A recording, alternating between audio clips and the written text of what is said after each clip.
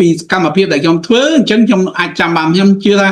សម្រាប់យើងមិនចាំបាច់ទិញចាំទេណាយើងមិនចាំបាច់ទិញចាំទេយើងគ្រាន់តែមើលទៅពេលដែលយើងធ្វើប៉ះទៅហើយយើងនឹងអាចនឹកឃើញណានឹកឃើញនៅពេលដែលយើងប្រើប្រាស់វាអូខេ Incoterm ដើម្បីឲ្យចាំណាគេដើម្បីឲ្យយើងចាំហ្នឹងគឺឲ្យយើងចែកចេញជា3ផ្នែកធំណាក៏ប៉ុន្តែមុននឹងទៅដល់នោះគឺខ្ញុំចង់បញ្ជាក់ឲ្យយើងបានដឹងសិនថា Incoterm របស់ ICC គេធ្វើមកហ្នឹងគឺសម្រាប់ term ខ្លះគឺគេប្រើជាមួយនឹងការដឹកជញ្ជូនតាមផ្លូវទឹកដែលយើងហៅថា maritime transport ឬមួយក៏ inland waterway transport តែប៉ុណ្្នឹងទេណាមិនមែនយើងប្រើទាំងអស់យកមកអាចដឹកជញ្ជូនតាមផ្លូវគោក៏យើងប្រើអាហ្នឹងដឹកជញ្ជូនតាមផ្លូវអាកាសក៏យើងប្រើអាហ្នឹងគឺអត់អញ្ចឹងទេប៉ុន្តែដូចខ្ញុំបានបញ្ជាក់ឡើងវិញអញ្ចឹង Incoterm មិនមែនជាច្បាប់ដែលចាប់បង្ខំយើងត្រូវតែធ្វើតាមទេវាគ្រាន់តែជា rule ណាបើយើងធ្វើតាមវាអាចជួយសម្រួលពាណិជ្ជកម្មឲ្យយើងសម្រាប់យើងជាមេដៃគូរបស់យើងតែបើយើងមិនធ្វើតាមពេលដែលមានបញ្ហាកើតឡើងគឺយើងនិយាយមិនឈ្នះគេណានិយាយមិនឈ្នះគេគេអាចកេងយកចំណេញពីយើងដោយអត់សងសំណងឲ្យយើងឬមួយក៏ស៊ីផ្ដាច់តំណែងរបស់យើងតែម្ដងអាហ្នឹងគឺបញ្ហាគឺត្រឹមតែប៉ុណ្្នឹងទេអញ្ចឹងឥឡូវយើងមើលនៅក្នុងនេះយើងឃើញយើងមើលខាងឆ្វេងយើងមើលខាងលើគេទាំងអស់សិនគេថា term to fit mode of transport បានន័យថា Incoterm ប្រមាណ term នេះ7 term នេះណាគឺវាស័ក្តិសមជាមួយនឹងប្រភេទណាជាមួយនឹងប្រភេទដឹកជញ្ជូនអ្វីខ្លះសួស្ដីពេជ្រលឺទេពេជ្រពេជ្រលឺខ្ញុំនិយាយទេ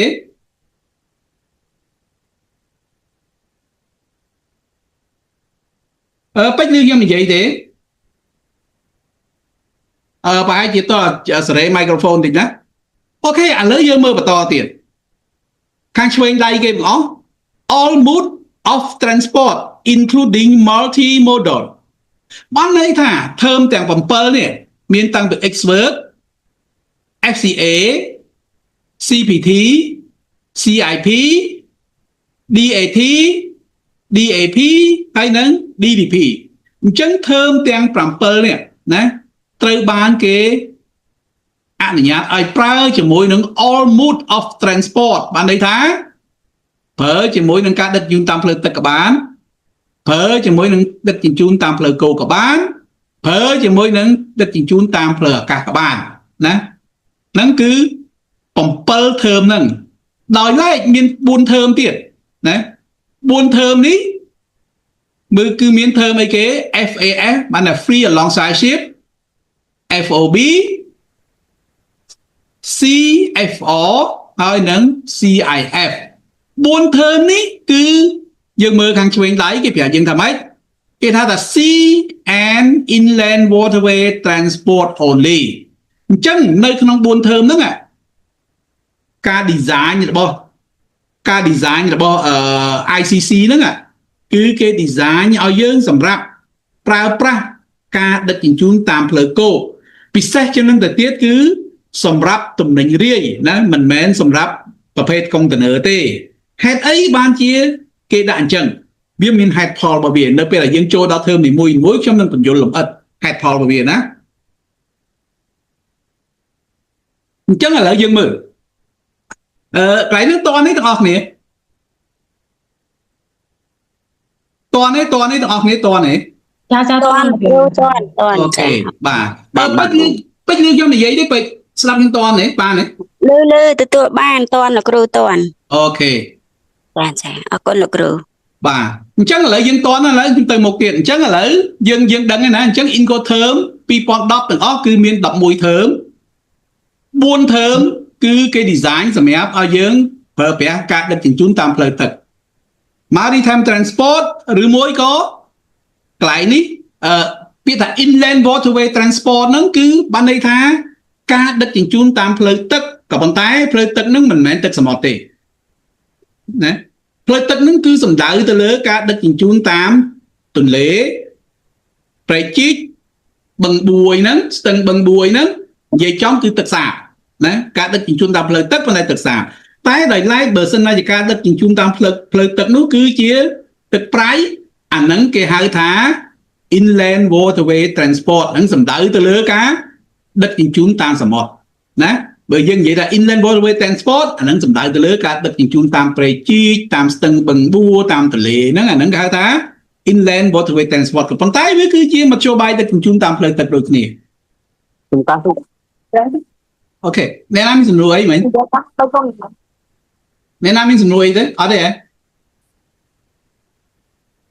អូខេអត់ខ្ញុំទៅទៀតណា con căng con អូខេឥឡូវយើងចាប់ផ្ដើម Incoterm ពីកន្លែងនេះចាំទៅដល់ FOB ចាំយើងរៀននឹងទាំងអស់ហ្មងណាឥឡូវយើងចាប់ផ្ដើមពី expert ទៅមុនសិនណាអញ្ចឹង term ទី1របស់ Incoterm គឺជា term expert ណាខ្ញុំសង្ឃឹមថាយើងទាំងអស់គ្នាគឺយើងបានស្គាល់ហើយណា term expert ណាមានអ្នកណាដឹងស្គាល់ពី term expert ហើយនៅក្នុងចំណោមពួកយើងពេចស្គាល់ទេ term expert ទេពេច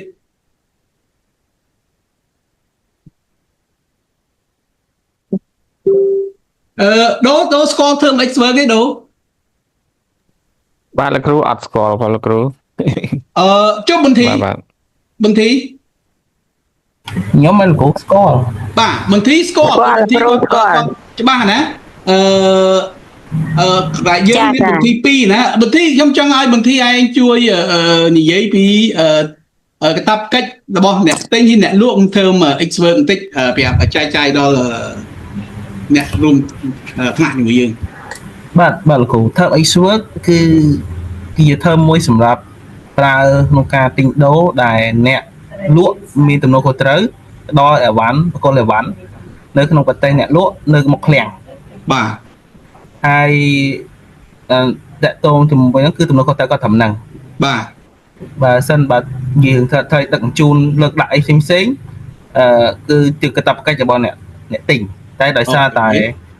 គេមាន adjustment តិចតួចទៅគឺអ្នកតែងតែអ្នកលក់ជួយ support ទៅលើកន្លែងលើកដាក់តែតាមត្រូវគឺអ្នកទិញជាអ្នកជួលលើកដាក់ទាំងអស់អត់អ្នកលក់គាត់តែតំណែងទេ អូខេតនេះទាំងអស់គ្នាតបន្ទីនិយាយមិញទេ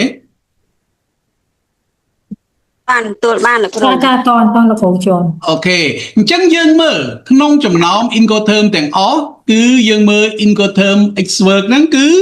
ជា Incoterm មួយណាដែលផ្ដល់ភាពងាយស្រួលជាងគេដល់អ្នកលក់ណាអាហ្នឹងគឺខ្ញុំគិតថាវាគឺជាខ្ញុំបាននិយាយថាជា general concept ណារបស់យើងជាអ្នកយើងជាអ្នករស់ស៊ីហើយយើងជាអ្នកលក់ហើយណាក៏ប៉ុន្តែណាខ្ញុំចង់បញ្ជាក់ឲ្យយើងឲ្យដឹងពីហានិភ័យណា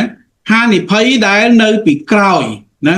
នៅពីក្រោយអ្វីដែលយើងយល់ថាយើងមានសុវត្ថិភាពក្នុងនាមយើងអ្នកលក់បើសិនណាជាយើងលក់ក្នុងលក្ខខណ្ឌIncoterm expert ណាអាហ្នឹងជាទូទៅណាជាការគិតទូទៅណារបស់យើងជាអ្នកលក់ហ្នឹងភាគច្រើនដែលយើងចង់បានលក់ expert ហ្នឹងគឺយើងគិតថាវាមានសុវត្ថិភាពសម្រាប់យើងណាក៏ប៉ុន្តែការអនុវត្តជាក់ស្ដែងណាការអនុវត្តជាក់ស្ដែងគឺវាមានហានិភ័យធំ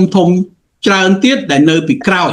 ណាដែលនៅពីក្រោយដែលយើងអត់ដែលដឹងតតែសោះណាយើងអត់ដែលដឹងតតែសោះតតែអ្នកដែលគាត់មានបទពិសោធន៍ណាគាត់មានបទពិសោធន៍ក្នុងការប្រើប្រាស់Incoterm គាត់មានបទពិសោធន៍ណាក្នុងការធ្វើពាណិជ្ជកម្មអន្តរជាតិនោះគាត់ធ្លាប់ឆ្លងកាត់នោះគាត់នឹងដឹងថាតើវាមានផលវិបាកយ៉ាងម៉េចខ្លះមានហានិភ័យយ៉ាងម៉េចខ្លះនៅពេលដែលគាត់ប្រើប្រាស់ Incoterm ទាំងមិនមានភាពច្បាស់លាស់ណាមិនមានភាពច្បាស់លាស់ក្នុងការយល់ដឹងពីហានិភ័យpossibility ដែលវាអាចនឹងកើតមានឡើងណាក្នុងការដែលយើងប្រើប្រាស់ Incoterm ខុសណាខុសដោយសារអីដោយសារតែដូចខ្ញុំទៅតែលើកឡើងមិញអញ្ចឹងគឺបើយើងមើលទៅតាមទ្រឹស្ដីណាបើយើងមើលទៅតាមទ្រឹស្ដីអ្វីដែលមានចែងក្នុង Incoterm គឺបានបញ្ជាក់ថា Incoterm គឺមិនបានកំណត់ពីរបៀបទូទាត់លុយក្នុងការធ្វើពាណិជ្ជកម្មទេណាអត់បាននិយាយទេណាអត់បានកំណត់ទេនោះគឺជាអ្វីដែលជាចន្លោះណាដែលជាចន្លោះដែលអាចធ្វើឲ្យភាគីអ្នកដែលមានគំនិតខូចណាចង់ធ្វើស៊ីអ្នកដែលមិនសូវមានបទពិសោធន៍នៅក្នុងការធ្វើពាណិជ្ជកម្មអន្តរជាតិណាអូខេអញ្ចឹងឥឡូវខ្ញុំនឹងនាំយកណាខ្ញុំនឹងបញ្យល់ពីមូលហេតុណាយើងបានឮហើយមិញ Incoterm ណាដែលបន្ទីគាត់បានចែកម្លែកមិញហើយណា Incoterm គឺទី1គឺវាល្អសម្រាប់ភាគីអ្នកលក់ណាបើយើងស្ដាប់ទៅគឺវាល្អសម្រាប់ភាគីអ្នកលក់ត្រង់ថាកាតព្វកិច្ចរបស់អ្នកលក់ណាកាតព្វកិច្ចរបស់អ្នកលក់គឺប្រគល់ទំនិញឲ្យទៅភាគីអ្នកទិញនៅមុខឃ្លាំងឬមួយក៏មុខរោងចក្ររបស់គេណា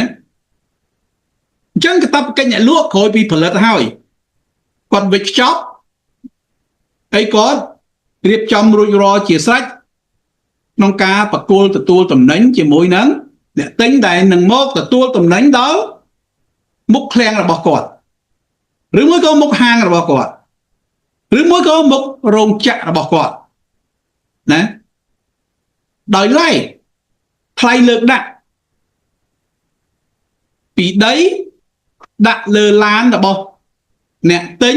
ដែលយកឡានមកទទួលតំណែងនោះក៏ជាបន្ទុករបស់អ្នកទិញដែរណា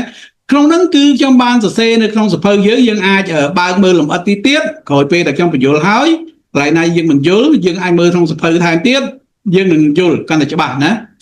អញ្ចឹងនៅក្នុងហ្នឹងនៅពេលដែលអ្នកលក់គាត់មកទទួលតំណែងពីអ្នកទិញគាត់មកទទួលតំណែងពីអ្នកលក់នៅមុខឃ្លាំងនៅក្នុងករណីខ្លះបើយើងនិយាយពីទិញក្នុងស្រុកបើយើងនិយាយពីទិញក្នុងស្រុកពេលខ្លះអ្នកទិញគាត់យកឡានមកមែនក៏ប៉ុន្តែគាត់មិនបានយកកម្លាំងពលកម្មមកជាមួយទេបើអ្នកទិញនៅស្រុកក្រៅទៀតអានឹងកាន់តែអត់មានទៀតហើយណាឬមួយក៏អ្នកទិញដែលនៅស្រុកក្រៅទិញសម្រាប់នាំចេញគាត់អាចប្រើប្រាស់agent របស់គាត់ដែលនៅប្រទេសរបស់អ្នកលក់ណាអញ្ចឹង agent របស់គាត់ទៅទទួលតំណែងពីឃ្លាំងរបស់អ្នកលក់ណាក៏ប៉ុន្តែ agent របស់គាត់ក៏មិនមានយកកម្មករទៅដែរឧទាហរណ៍បើនៅស្ថិតនៅកន្លែងឆ្ងាយណាអញ្ចឹងគាត់មានតឡានទៅទេឃើញទេអញ្ចឹងទៅដល់នោះពេលតឡានទៅដល់នោះគឺប្រហែលជា agent របស់អ្នកទិញហ្នឹងអាចនិយាយជាមួយនឹងខាងឃ្លាំងឲ្យជួយសម្រួលក្នុងការលើកតំណែងដាក់លើឡានឲ្យហើយក្នុងនាមយើងជាអ្នកលក់ត្រឹមតែជួយប៉ុណ្្នឹងយើងគិតថាវាមិនជាបញ្ហាទេ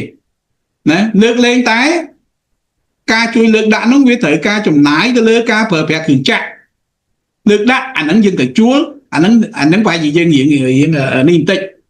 រៀងស្ទាក់ស្ទើរបន្តិចណាតែបើត្រឹមកម្លាំងពលកម្មយើងប្រហែលជាមិនស្ទះព្រោះកម្មកររបស់យើងនៅរោងចក្រយើងមានស្រាប់ណាអញ្ចឹងយើងជួយលើកប៉ុណ្ណឹងដើម្បីយកម៉ួយដើម្បីយកចិត្តម៉ួយឲ្យគេមកទិញយើងទៀតបែរយើងគិតថាមិនអីទេអូខេ possibility នេះវាអាចទៅរួចក៏ប៉ុន្តែកន្លែងនេះខ្ញុំចង់ឲ្យយើងជាអ្នកលក់ពិចារណាឡើងវិញប្រយ័ត្នការដែលជួយគេហើយមានបញ្ហាយើងជួយគេហើយយើងត្រូវខាតខ្លួនឯងទៀតគេមិនអរគុណយើងត្រូវខាតខ្លួនឯងនៅពេលតែបញ្ហាហ្នឹងវាសវាវាបានតែវាធ្ងន់ធ្ងររហូតដល់ការប្រឹងប្រែងគ្នាហូខុសត្រូវរៀងខ្លួនដើម្បីទារសំណងវាធ្វើឲ្យយើងខាតបង់យ៉ាងច្រើនណាខ្ញុំលើកឧទាហរណ៍ដូចជាបើតំណែងប្រភេទដែលយើងលក់ឲ្យគេបកគលឲ្យគេនៅមុខឃ្លាំងរបស់យើងវាគឺជាតំណែងដែលត្រូវប្រើប្រាស់elevator ណាឬមួយក៏វាជាតំណែងដែលមានតម្លៃថ្លៃណាហើយយើងជួយលើកឲ្យអ្នកទិញដែលមកទទួលតំណែងពីមុខឃ្លាំងរបស់យើងនេះពីមុខឃ្លាំងរបស់យើងហ្នឹង ដោយសំអាងថាអូយកចិត្តដើម្បីគេ